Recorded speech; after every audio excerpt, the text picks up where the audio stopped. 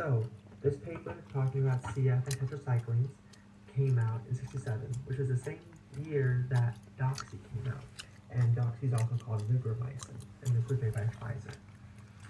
And because these findings in tetracyclines came out, they actually put a class, like, it kind of lumped all of the cyclines together and said, hey, you can't give any of these, including doxycycline, even though it's been shown that doxycycline has a 2 to 3-fold decreased chelation effect in regards to its ability with calcium.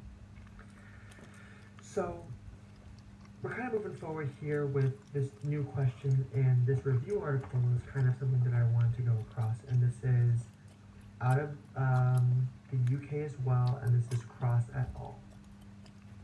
And what this paper goes and talks about is the importance of doxycycline, and kind of pulls in all of this research in regards to pregnancy and pediatric populations with the use of doxycycline.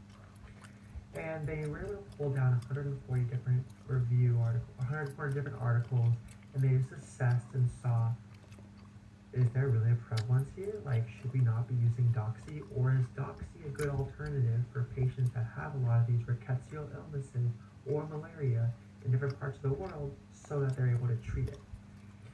And that's where we're going to get into kind of this exciting stuff. So some brief information about these tetracyclines. These are the structures that it looks like this. So they look pretty similar. They're all both 4-ring structures, and you can kind of see these different changes and, you know, the methyl groups kind of on the upper 2 rings. But moving forward, I mean, these are bacteriostatic. These hit the 30th ribosomal subunit, and they are usually absorbed in the gut. They have decreased absorption if you're taking it with milk, and that's why the indication is that you should be drinking milk 2 or 3 hours prior to ingesting your doxycycline. And these doxycyclines differ from tetracyclines furthermore, as well as on how they're given. So tetracycline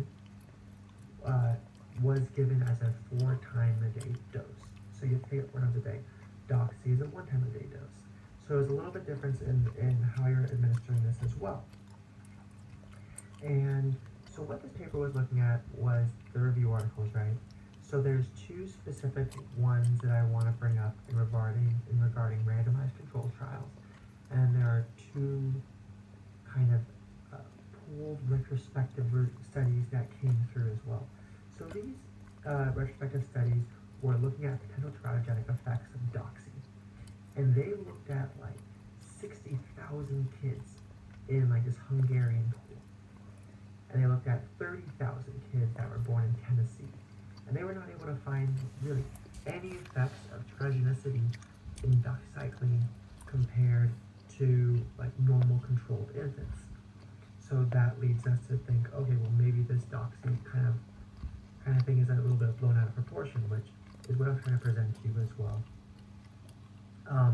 The other thing that I do want to talk about are 2 specific studies as well.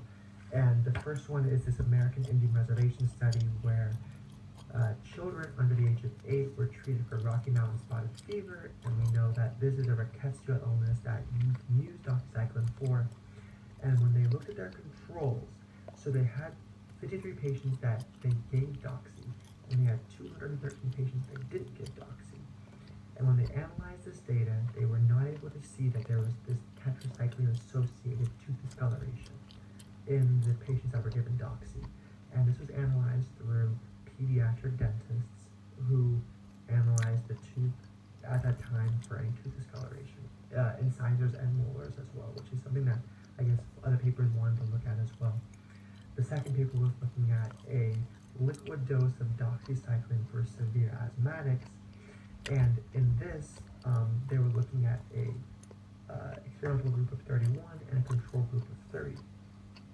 And in this one, they were not able to find any tooth staining or tooth discoloration in any of the groups. So there was 2 specific studies, and these are the largest randomized controlled trials, RCTs, that we have to date that are looking at the effects of doxycycline in pediatric populations under the age of 8. Which brings me to my last point. So doxycycline and tetracyclines in the whole lot before 2015 were all FDA category D for pregnancy, which pretty much shouldn't be using them. They are contraindicated from research. But in 2015, of course, the FDA had moved away from this alphabetical category, and now there's an opportunity to use doxycycline. But there needs to be more information done because right now there's not a whole lot of randomized control trials, not a whole lot of perspective, not a whole lot of longitudinal studies. And we need all of these in order to have better assessment about the possibilities of the teratogenic effects of doxycycline. Now, why would we want to go into all that work when we have like other alternatives?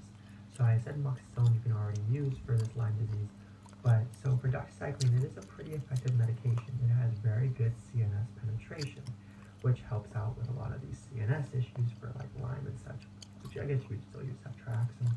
But the cost effectiveness, so in populations in Bangladesh, India, Thailand, where we do have high prevalence of like the BZO